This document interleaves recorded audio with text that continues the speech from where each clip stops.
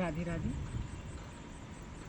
देखिए, जैसे कि हम एक सीरीज़ लेकर चल रहे हैं सिंदूर का महत्व, महिमा, तो उसी के अंतर्गत आपको ज़्यादा से ज़्यादा सिंदूर की महिमा के बारे में बताने की कोशिश कर रहे हैं। तो देखिए, आज की कथा है माता अनुसुईया। और माता अनुसुईया को ज़्यादातर हमारे भारतवर्ष की जो महिलाएं हैं, जो माताएं हैं, बहनें हैं, वो सभी लोग जानती हैं, क्योंकि सती अनुसुईया का जो चरित्र है वो बहुत ऊपर का है। तो आज हम माता सती अनुसुईया के बारे में कहेंगे। माता सती अनुसुईया एक ऋषि पत्नी थी और पतिव्रता नारी थी।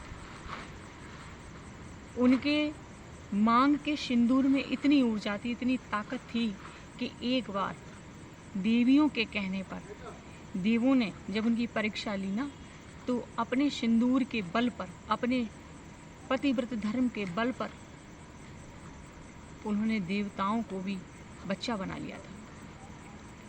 क्या हुआ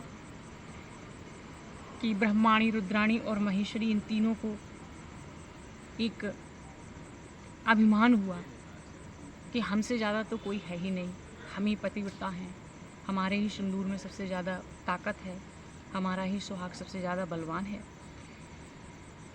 तो देव ऋषि नारद जी ने एक युक्ति रची और उन तीनों माताओं से माता सती अनुसुईया के बारे में कहा कि पृथ्वी पर एक मानवी है, साधारण सी ऋषि पत्नी, उसके सिंदूर में इतनी ताकत है कि वो कुछ भी कर सकती है। तो माता जो थी तीनों, ब्रह्माणी, रुद्राणी, महेश्वरी, इन्होंने अपने अपने पतियों से कहा। तो ब्रह्मा जी, विष्णु जी और रुद्र, ये तीनों ही जानते थे कि हाँ, माता सती अनुसुईया के सिंदूर में बल है। परंतु उनके कहने पर, बार बार कहने पर, वो तीनों उनकी परीक्षा लेने के लिए पहुँचे। जब उन्होंने परीक्षा के लिए माता सती अनुसुईया के पास पहुँचे तो उनसे भोजन की प्रार्थना की, तो माता ने उनको स्वीकार कर लिया, परंतु एक ऐसी शर्त रखी जो एक पतिव्रता नारी नहीं कर सकती है। उसका सुहाग ये करने की आज्ञा नहीं देता है, उसका मन, उसका पतिव्रत धर्म ये करने की आज्ञा नहीं देता है। वो बहुत ही उच्च कोटि की चरित्रवान नारी भी थी, परंतु उन्होंने हामी भर ली। फिर वो अपने पति के पास जाती हैं, पूरा वर्णन करती हैं कि कौन आया है, कौन नहीं आया है। तो उनके पति उनको आज्ञा दे देते हैं कि हाँ, आप जाइए और उनको भोजन अवश्य कराइए।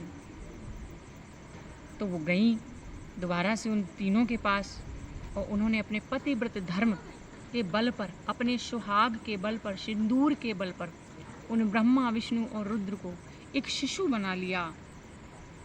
शिशु बनाकर उनका पेट भी भर दिया, उनकी भी अपना भी वचन पूरा कर दिया जो उन्होंने दिया था, और उनकी जो मांग थी वो भी पूरा कर दिया था।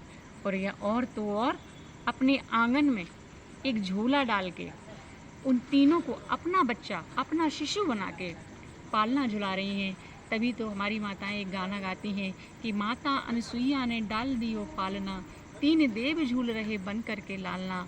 और अब तो उनका ममता, उनका वात्सल्य जाग उठा और फिर तो तीनों लोग कांप उठे, क्योंकि ब्रह्मा, विष्णु, रुद्र तो तीनों बच्चे बन गए। अब देवियाँ जाती हैं अपने अपने पति को देखने, लेकिन उनके पति तो तीनों ही एक सगल के हैं, क्योंकि वो तीनों ही एक ही हैं। जब तीन में देखते हैं तो वो तीन है, नहीं तो वो एक है। तो समझ में नहीं आता है, कभी कोई किसी शिशु को उठाता है, कभी कोई शिशु को उठाता है, ऐसे करके उठा रही, नहीं समझ में आ रहा है। तो वो तीनों देवियां होकर उन माता सती अनुसुईया के चरणों में झुक जाती हैं और कहती हैं कि माता, हमारे पति हमें दे दीजिए। तो जिस सिंदूर के बल पर, जिस पतिव्रत के बल पर माता सती अनुसुईया ने उन्हें शिशु बनाया था, उसी सिंदूर के बल पर उन तीनों देवों को पुनः उन तीनों को युवा अवस्था देकर उन तीनों देवियों को वापस कर दिया। तो ये माता सती अनुसुईया के सिंदूर का बल था सौभाग्य का बल था कि जिन्होंने ब्रह्मा, विष्णु और रुद्र जैसे देवताओं को भी अपना शिशु बना लिया। तो ये भारत की नारियां हैं और ये भारत की नारियों के मांग में भरा हुआ सिंदूर का बल है। इसी के साथ आपको अगर हमारा ये वीडियो अच्छा लगा तो ज़्यादा से ज़्यादा लाइक कीजिए, शेयर कीजिए, सब्सक्राइब कीजिए और हम अपने शब्दों को यहीं विराम देंगे और आगे की कथा फिर आपको सुनाने की कोशिश करेंगे, बताने की कोशिश करेंगे सिंदूर की महिमा को। तब तक के लिए राधे राधे।